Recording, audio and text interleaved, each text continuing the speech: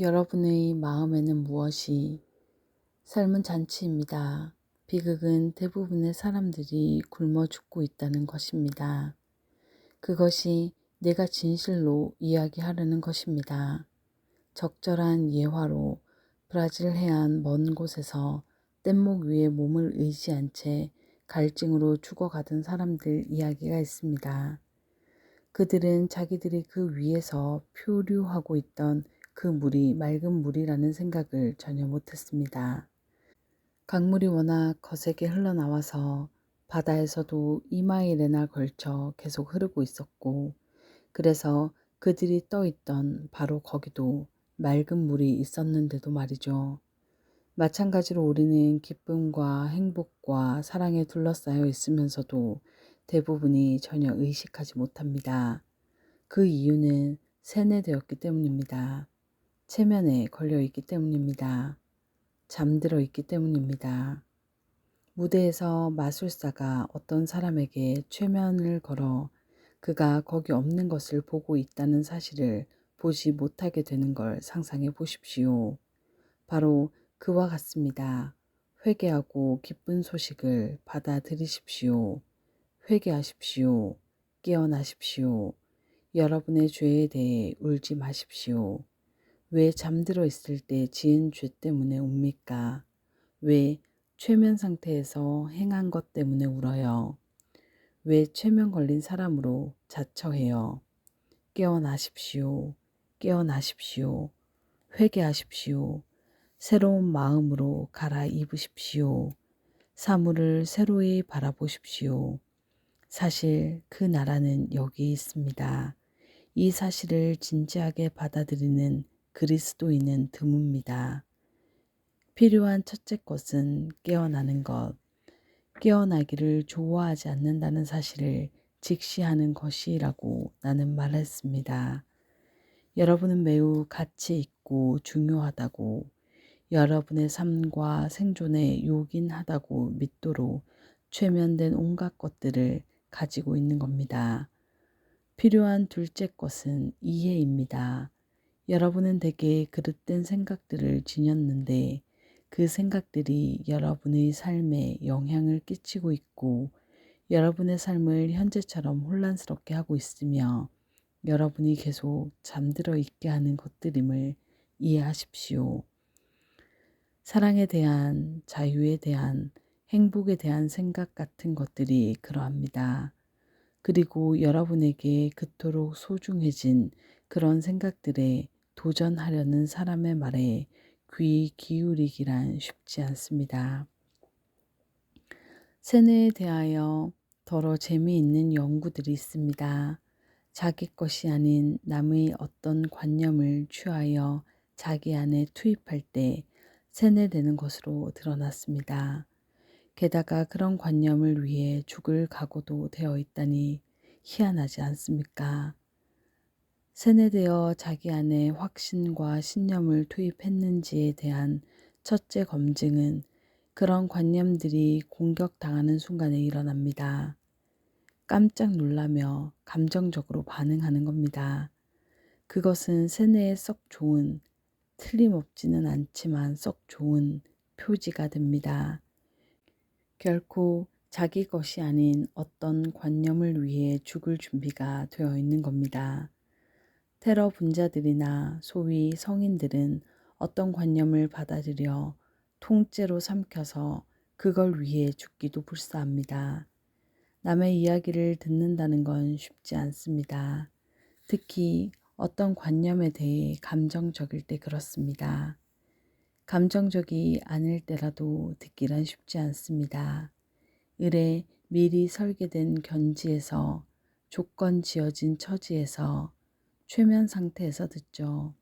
자주 매사를 최면 상태나 조건화 또는 설계화의 한계 내에서 해석하죠. 농학 강의를 듣던 한 여학생이 저 교수님, 가장 좋은 걸음은 늙은 말 걸음이라는 말씀에 전적으로 공감해요.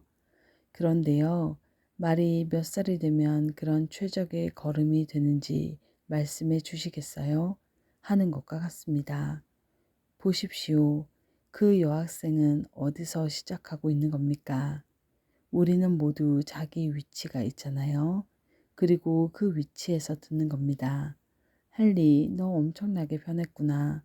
키가 퍽 컸었는데 무척 작아졌구나. 몸도 매우 건강했는데 아주 약해졌고, 표정도 제법 밝았는데 몹시 어두워졌어. 대체 무슨 일이 생긴 거야, 헨리? 난 헨리가 아니야, 존이야. 아니, 너 이름도 바꿨구나. 그런 사람을 어떻게 듣게 하겠습니까? 세상에서 가장 어려운 일이 듣는 것, 보는 것입니다.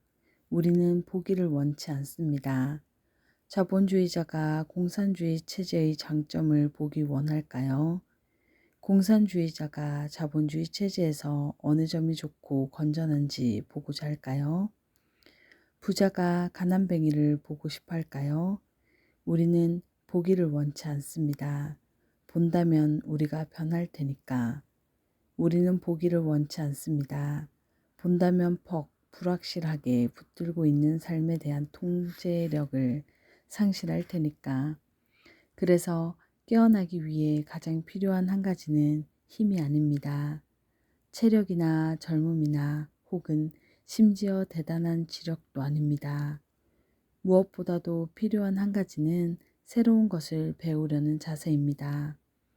깨어날 기회들은 회피하지 않고 받아들일 수 있는 진리의 양에 정비례합니다. 여러분은 받아들일 준비가 얼마나 되어 있습니까?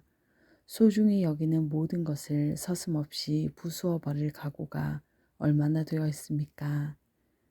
낯선 것에 대해 생각해 볼 태세가 얼마나 되어 있습니까?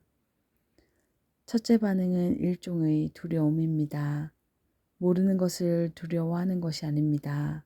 모르는 것을 두려워할 수는 없죠. 아무도 모르는 것을 두려워하지는 않죠. 진실로 두려워하는 건 아는 것들의 상실입니다. 그것이 두려운 겁니다. 나는 한 예를 들어서 우리가 행하는 매사가 이기심에 오염되어 있음을 지적했습니다. 듣기란 쉽지 않습니다. 그러나 이제 이에 대해 잠시 좀 더 깊이 생각해 봅시다.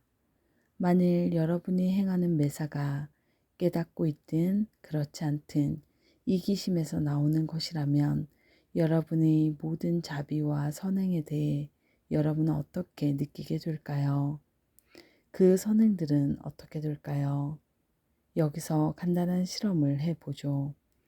자신의 선행 모두를 또는 생각할 여유를 몇 초만 드릴 테니까 그 일부를 떠올려 보십시오. 그리고 이제 그것들이 알게든 모르게든 참으로 이기심에서 나왔다고 생각해 보십시오. 여러분의 자부심에 어떤 변화가 생깁니까? 여러분의 허영은 어떻게 됩니까? 여러분이 자부한 흐뭇한 느낌, 퍽 자비로운 일을 행했다고 언제나 등을 다독거려주는 그 느낌은 어떠합니까? 몸이 건조해지지요. 지독히 이기적이라고 생각했던 여러분의 이웃에 대한 멸시는 어떻습니까? 그 모든 게 변하죠. 하지만 내 이웃은 나보다 취향이 더 거칠다고들 말하는데 그런 사람은 더 위험한 사람입니다. 실제로 그렇습니다. 예수 그리스도는 그런 유형의 사람들보다는 다른 유형의 사람들과 오히려 마찰을 덜 빚으신 것 같습니다. 훨씬 덜. 그분은 자기가 선하다고 정녕 확신하는 사람들과 분쟁을 겪으셨습니다. 다른 유형의 사람들, 드러나게 이기적이고 또 그것을 알고 있던 그런 사람들은 그분에게 큰 근심을 드리지 않은 것 같습니다. 여러분은 그것이 얼마나 자유를 주는 것인지 이해할 수 있습니까? 자, 깨어나십시오. 그것은 자유를 주는 것입니다. 놀라운 것입니다. 우울함을 느낍니까? 아마 그럴 겁니다. 여러분이 이 세상 누구보다도 전혀 낫지 않다고 깨닫는다는 건 놀랍지 않습니까? 정말 경이롭지 않습니까? 실망됩니까? 우리가 무엇을 밝혀냈는지 보십시오. 여러분의 허영심은 어떻습니까? 여러분은 자기가 남들보다 낫다는 흐뭇한 기분을 가지고 싶을 겁니다. 그렇지만 우리가 오류를 밝혀냈음에 주목하십시오.